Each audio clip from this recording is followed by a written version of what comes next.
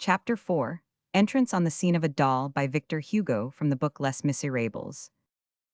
The line of open-air booths starting at the church extended, as the reader will remember, as far as the hostelry of the Thénardiers. These booths were all illuminated, because the citizens would soon pass on their way to the midnight mass, with candles burning in paper funnels, which, as the schoolmaster, then seated at the table at the Thénardiers, observed, produced a magical effect. In compensation, not a star was visible in the sky.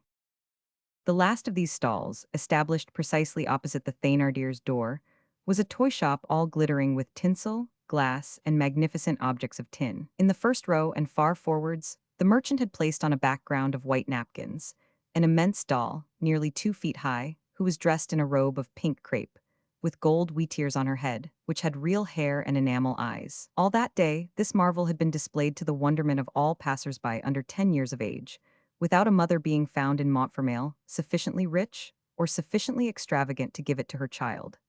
Eponine and Azelma had passed hours in contemplating it, and Cosette herself had ventured to cast a glance at it, on the sly, it is true.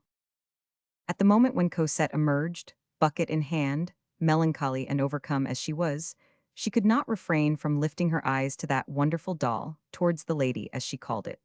The poor child paused in amazement. She had not yet beheld that doll close to. The whole shop seemed a palace to her. The doll was not a doll, it was a vision. It was joy, splendor, riches, happiness, which appeared in a sort of chimerical halo to that unhappy little being so profoundly engulfed in gloomy and chilly misery. With the sad and innocent sagacity of childhood, Cosette measured the abyss which separated her from that doll. She said to herself that one must be a queen, or at least a princess, to have a thing like that. She gazed at that beautiful pink dress, that beautiful smooth hair, and she thought, how happy that doll must be. She could not take her eyes from that fantastic stall.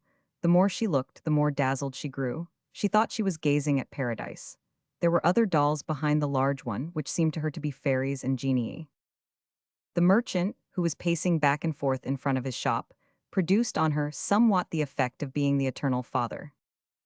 In this adoration, she forgot everything, even the errand with which she was charged. All at once the Thénardier's coarse voice recalled her to reality.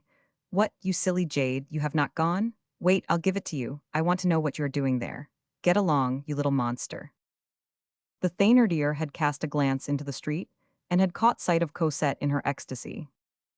Cosette fled, dragging her pail, and taking the longest strides of which she was capable.